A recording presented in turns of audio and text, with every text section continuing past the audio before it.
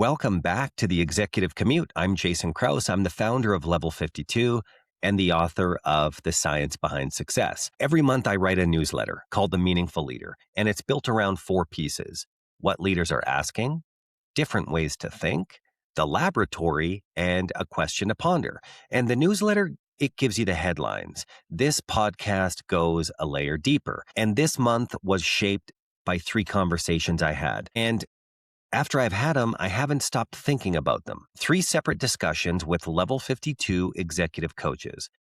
Dr. Nick Egan, who challenged my thinking on what confidence actually is. Dr. Mike Peters called out one of the most common lies leaders tell themselves about their values. And Morgan Alexander talked about what it felt like to have part of himself literally burned away in a gas fire, and why what came back was better than what was lost. Let's jump right in and start with what leaders are asking. We get a lot of great questions from leaders, and usually it comes from our coaching conversations or our leadership programs. This one came at a breakfast event that I attended, and the question was something I thought was worth sharing with you because many leaders struggle with it. And the question is, how to make decisions without being reactive or emotional. Now, every issue. Welcome back to the Executive Commute. I'm Jayson Krause, founder of Level 52 and author of The Science Behind Success. Every month, I write a newsletter called The Meaningful Leader, and it's built around four pieces: what leaders are asking, different ways to think, the laboratory, and a question to ponder. The newsletter gives you the headlines, but this podcast goes a layer deeper. And this month, it was shaped by three conversations I had recently that I haven't stopped thinking about. Three separate discussions with Level 52 executive coaches. Dr. Nick Egan, who challenged my thinking on what confidence actually is. Dr. Mike Peters called out one of the most common lies leaders tell themselves about their values. And Morgan Alexander, Olympian and Level 52 coach, described what it felt like to have part of himself literally burned away in a gas explosion, and why what came back was better than what was lost. But to start, we're going to jump into what leaders are asking. Every issue, I open with a real question from a real leader, usually pulled from a coaching conversation or a leadership program. But this one came from a breakfast I was attending where the conversation went into something that I haven't stopped chewing on because most leaders are quietly fighting the same battle.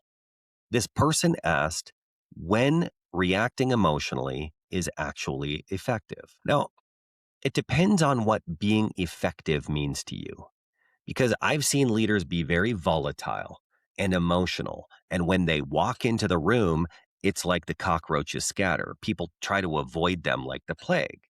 Now, is that effective? Well, maybe at times you can get stuff done that way. But is that what you should aspire to? Well, before I dive into it, I want to say the cost of being human is that we're emotional beings. We are imperfect. We make mistakes. At least I certainly do. And when we're at our worst, we react emotionally, and we have oftentimes a negative impact. Now, after we do that, when we recover at our best, what we do to repair the relationships afterwards can be something that builds trust and cohesion. So there can be a good ending to that story. Now, as I said, I've made many mistakes, both as a father and a leader. And after I have a disproportionate response and I get back to regulating, one of the things that I pride myself on is the ability to repair. So I can apologize and find ways to turn this unfortunate incident into a relationship asset. Now, your apologies and your ability to repair doesn't mean it's a good strategy. So when this guy asked the group, I sat with it and I told him reacting emotionally to me is like putting $10,000 on double zeros in a game of roulette. Could it work? Sure. Might there be a payoff? Maybe. But is it a good strategy? No. It's a risky gamble that I don't think as a leader you should intentionally play. But here's the part I didn't have time to say in that conversation. In the work I do with leaders, we seek to find ways to reduce reactivity, remove it from your leadership playbook, and replace it with something better that I learned at my time at the Coaches Training Institute called responsibility, which at its simplest is your ability to respond intentionally in a way that makes you proud or at least you can live with. Now, the leaders I see who struggle most with reactivity aren't even necessarily the angry ones. These can be the high performers, the ones who built their careers on speed, on sharpness, on reading the room and moving before anyone else. That same instinct that made them effective can also be the ones that make them dangerous. Now, reactivity can wear a costume. It can look decisive. It can sound like courage. It can feel, at least to the leader inside, like leadership. But what's often happening, though, is that decisiveness leaves a beat between stimulus and response. And reactivity skips that beat entirely. And the leaders who skip it the most are usually the ones most proud of never needing it. They've confused momentum with powerful discernment, and they've confused the I always trust my gut with really I've never sat with discomfort long enough to ask myself if my gut was right. If you can see yourself in what I'm sharing, then here's a method I'll offer you the next time you feel that urge to react, to fire off the email, to call the meeting or shut someone down. Replace asking the question, how do I want to show up? That's great before the meeting when you seek to develop the intentionality of how you want to show up. That question can be effective, but it can be too soft to use when you catch yourself emotionally activated. When you get triggered and you are activated, the question I want you to ask yourself is, what impact do I not want to have in this moment? There are moments where refusal is far sharper and effective than aspiration. Refuse to show up in a way.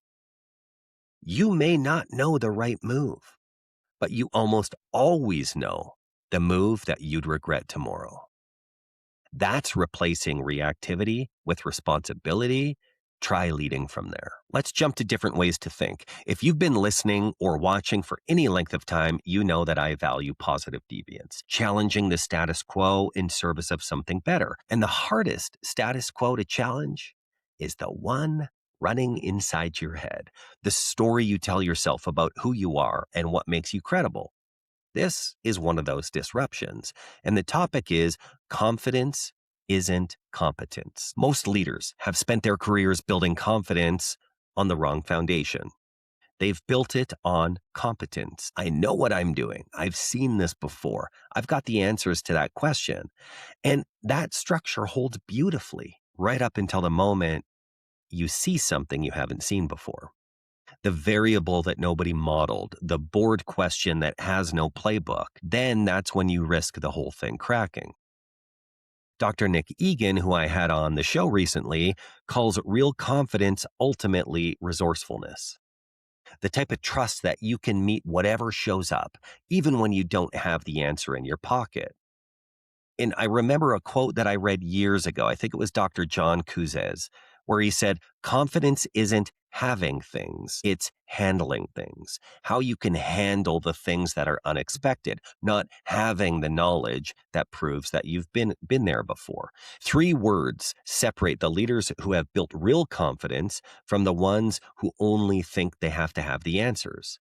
And they are, I don't know. What stops most senior leaders from saying those words, I think, is rarely ego.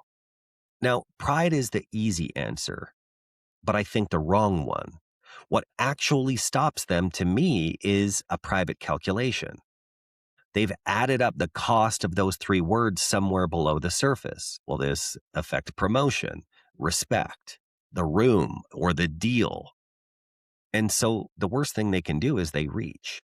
They grab for the nearest answer-shaped thing and they dress it up as certainty. And when they do this, the team feels it. They always feel it. And what they feel isn't the lie, it's the cost. because they've just watched their leaders step into the performance of certainty. They watch theatrical leadership and they absorb the rules of the culture. That is, in this room, it's not okay not to know the answer. That's how you build a team that hides the truth from you. One of my past coaching clients, a CEO who had a successful exit from a unicorn, told me that the most powerful sentence he ever said to his team was, "I don't know." Complete sentence, 3 words. And that's when the room cracked open. Real answers start showing up. His confidence held steady. What changed was how he used it. He stopped wielding certainty as a weapon to shut conversations down. So try this in a room that you walk into. When the question lands and the answer just isn't there, be okay with the silence. Don't reach for something. Don't frame it in a way that doesn't feel right. Try saying, "I don't know. What are we missing?" Then watch the room transform. Let's jump to the laboratory. Leadership develops through reps, not theory. So every month I give you an experiment to run. And this one was sparked by a conversation I had with Dr. Mike Peters, level 52 coach and facilitator who spent over 15 years studying values with rigor, and who told me a story about reaching for the wrong chocolate at a Christmas party, and it stuck with me ever since. Because we often inherit our values. We accept them without challenging or validating them, which is why this month, the experiment I want to introduce is the Values Forensics Test. Here's the experiment. Roll out your calendar from the last 3 months, your bank statements from the last 3 months, and don't start with the words you wish defined you, the values you wish you had. Start with evidence. Where do you spend your time and where do you spend your money? That's a great starting point. The evidence that proves what you value most. You can say you value family, but if you work 80 hours a week, then where are you investing your effort and energy? Another question is, when you look at both your calendar and your bank statements, where have you sacrificed something repeatedly? That document tells you what you actually value faster than any workshop or coaching discussion ever will.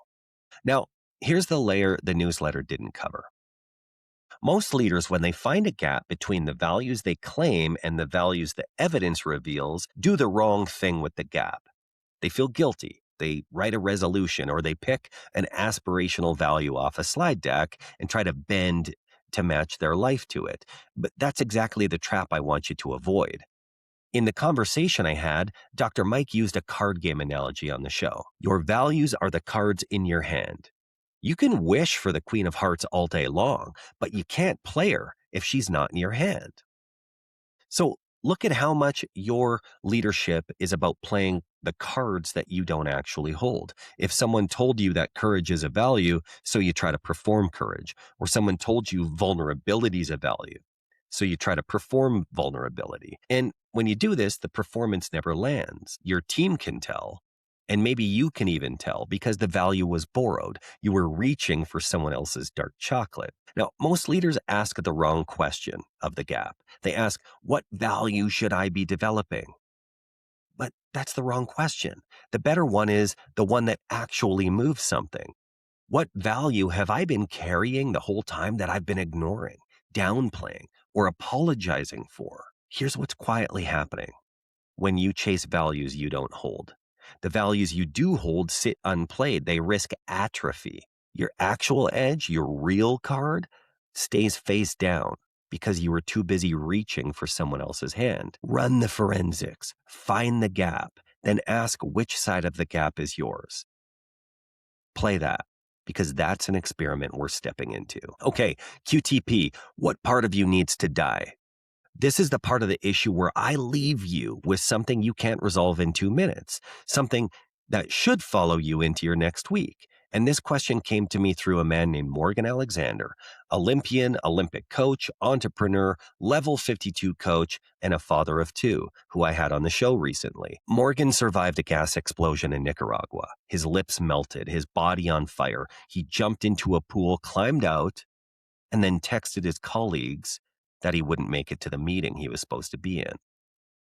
burned skin, scrubbed off daily for weeks while his body regenerated, layer by layer, cell by cell. He did come back. By his own description, though, a different person on a molecular level. New skin, but the trap was the same old clothes. He survived the fire, and he said it was an etch-a-sketch, shook clean. And then the world started pulling him back. Legal costs from a failed venture, the house sale, the work demands, all of it. But the patterns of the man he used to be reached through the new skin and began dressing him in the same outfits he'd always worn. Now, here's the part that hits me, and the part I want you to sit with. Most of us will never face the literal explosion in the fire. We won't get that explosion that forces a reset. But every leader I know has small versions of it, a failure, a loss, a conversation that broke a destructive pattern open, and maybe a moment where for a few hours you saw exactly how you'd been leading and exactly what needs to change. Then watch what happened next. You walk back into the same calendar, same relationships, same expectations, and you let all of it dress you up in the version of yourself you were just freed from. We call this the powerful vortex. So the question isn't just what part of you needs to die. The deeper question is, when something dies, are you willing to leave it dead? That's where many leaders fail. The clarity arrives, you greet it, you want it, and then the next morning shows up, the next meeting, the next quarter, and the old patterns come knocking, dressed up as obligation, asking to come back in. And as the leader, you almost, without thinking, open that door and let it in. Now, something in your leadership is asking to die right now, and you probably already know what it is. The only question left is whether you're willing to stop resuscitating it and keeping it alive because it's time for it to go. This time for good. By the way, I'm making a shift with my podcast, The Executive Commute. If you haven't heard, Executive Commute podcast is now weekly. You'll hear from me. You'll hear from Level 52 coaches, facilitators, and guests that I trust to push the boundaries of thinking. Subscribe wherever you listen. Full episodes on YouTube as well. Also, if you've got managers in your organization who need a place to actually practice leading, the peer learning community link is in the episode description. Complimentary seats for a few of your leaders, 1 month at no cost. That is all we got this month. Make this month meaningful, and I will see you in the next episode.